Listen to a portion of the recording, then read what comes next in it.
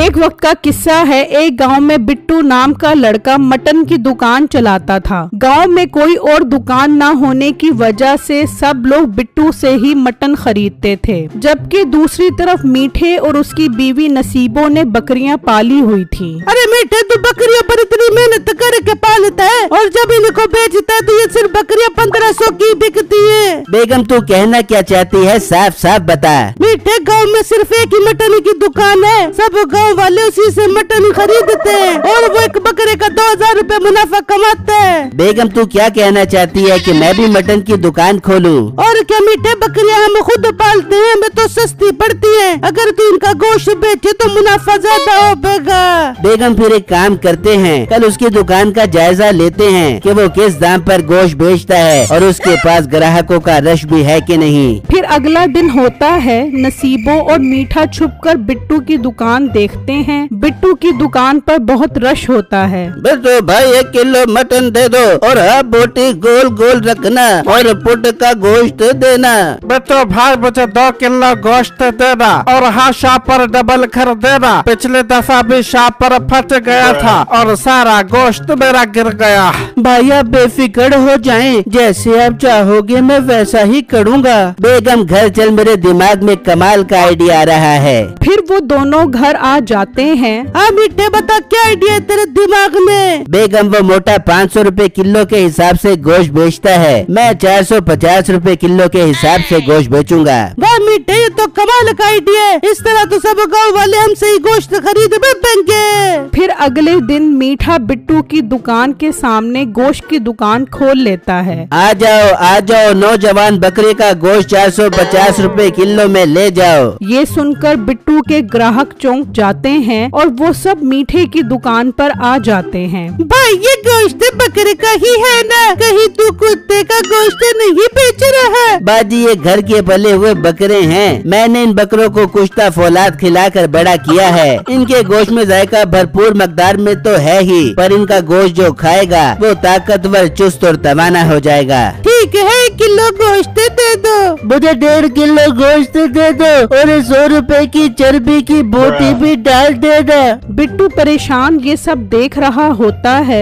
मेरे अल्लाह, सब ग्राहक तो दूसरी दुकान पर चले गए, अब मैं क्या करूं? अभी बिट्टू सोच ही रहा होता है, तभी उसका छोटा भाई चिट्टू आ जाता है। बिट्टू भाई क्या सोच रहे हैं और ये गोश्त की दूसरी दुकान कब बनी है? चिट्टू मेरे छोटे भाई, ये गोश्त की दुकान आज ही खुली है और वो 450 रुपए किलो के हिसाब से गोश्त बेच रहा है, जिसकी वजह से सब लोग उसकी दुकान से गोश्त खरीदने चले गए हैं। बिट्टू भाई आप एक काम करो, आप भी 450 रुपए किलो गोश्त बेचो, आपको फिर भी नुकसान नहीं होगा। हाँ मेरे भाई, ये बात तो तुम बिल्कुल ठीक कर रहे हो, पता नहीं ये बात मेरे दिमाग में क्यों नहीं आई। मैं भी कल से 450 रुपए किलो के हिसाब से गोश्त बेचूंगा। फिर अगले दिन बिट्टू भी 450 रुपए किलो गोश्त बेचता है। तो आधे ग्राहक बिट्टू की दुकान से गोश्त खरीद रहे होते हैं, तो आधे लोग मीठे की दुकान से गोश्त खरीदते हैं। इस तरह शाम हो जाती है, उन दोनों का गोश्त सेल हो जाता है और वो अपने अपने घर की तरफ चले जाते हैं। और मीठा घर आकर नसीबों को आज के दिन की सारी बातें बताता है। मीठे, तू कोई ऐसा काम करके वो मोटा बिट्टू दुकान बंद करके भाग जाते, ताकि हम सुकून से गोश्त बेच सके।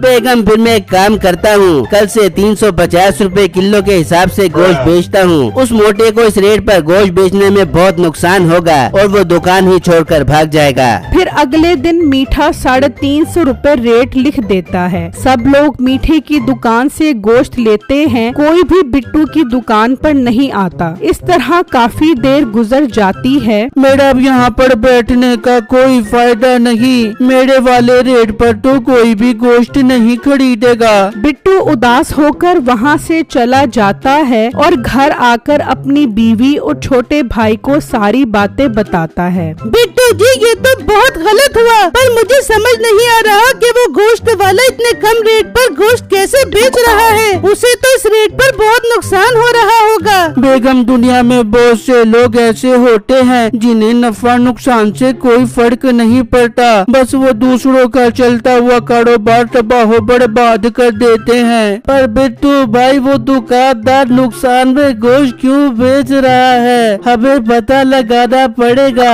एक काम करते हैं, उसके घर जाकर देखते हैं। हाँ बिट्टू चिट्टू ठीक कह रहा है, आप लोग जाकर पता लगाओ। फिर बिट्टू और चिट्टू घर से निकलते हैं और मीठे के घर आते हैं तो देखते हैं कि मीठा बकरियों को घास खिला रहा होता है। बिट्टू भाई ये तो इस दुकान वाले ने खुद ही बकरियां पाली हुई है, तभी तो इसे कम रेट पर भी बेचने में नुकसान नहीं होता।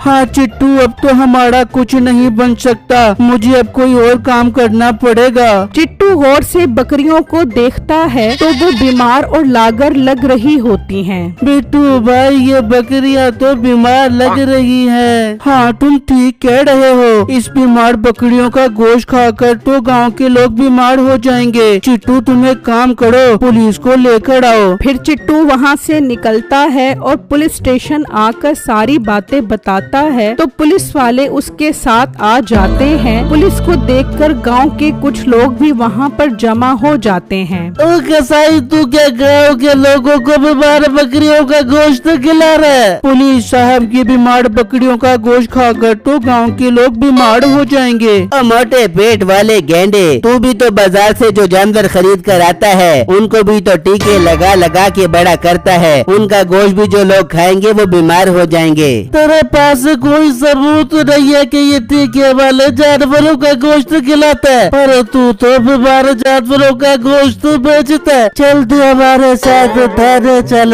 फिर पुलिस वाले मीठे को अपने साथ ले जाते हैं, लेकिन गांव वालों को शक पड़ जाता है कि इन जानवरों का गोश्त खाने से कहीं हम भी बीमार ना पड़ जाएं। फिर अगले दिन बिट्टू गोश्त की दुकान खोल लेता है, पर कोई ग्राहक भी बिट्टू के पास नहीं आता। इस तरह कई दिन गुजर जाते हैं। काम न चलने की वजह से बिट्टू बहुत परेशान हो जाता है। बिट्टू भाई मेरे जहन में एक आइडिया आया है, हो सकता है इस तरह गांव के लोग दोबारा गोश्त लेना शुरू कर दे। वो क्या आइडिया है बताओ? बिट्टू भाई अब एक काम करते हैं, मंडी से बकरियों के बच्चे लाकर दुकान पर खड़े कर देते हैं। इस तरह उनको यकीन भी हो जाएगा कि ये जानवर टीके से बड़े नहीं हुए। बिट्टू जी चिट्टू ठीक कह रहा है, आपको ऐसा ही करना चाहिए। ठीक है चिट्टू चलो मंडी चलते हैं। फिर बिट्टू और चिट्टू घर से निकलते हैं और मंडी से 10 बच्चे खरीदते हैं और उन्हें दुकान पर खड़ा कर देते हैं। ये देखकर ठाकुर उसकी दुकान पर आ जाता है। तो कहीं तुम इन बकरियों के बच्चों को टीका लगा कर तो बड़ा नहीं करोगे? ठाकुर साहब गांव के लोगों की सेहत के डर से ही तो मैं ये बच्चे खरीद कर आया हूँ, ताकि ये बच्चे आप लोगों के सामने ही बड़े हों और आप सब गांव वालों को तसल्ली रहे कि मैं साफ सुथरा गोश्त बेच रहा हूँ। वाह बेटू ये तुम्हारा बहुत अच्छा फैसला है, अब दिल मुतमईन हो गया है। बहुत दिन से मटन नहीं खाया तो जल्दी से 2 किलो मटन दे दो। ठाकुर को देखकर वहाँ पर गांव के और लोग भी आ जाते हैं। बेटू मुझे भी 1 किलो गोश्त दे दो। मुझे भी आधा किलो गोश्त दे दो। चिट्टू के इस मशवरे की वजह से ही बिट्टू की दुकान दोबारा से चल पड़ती है।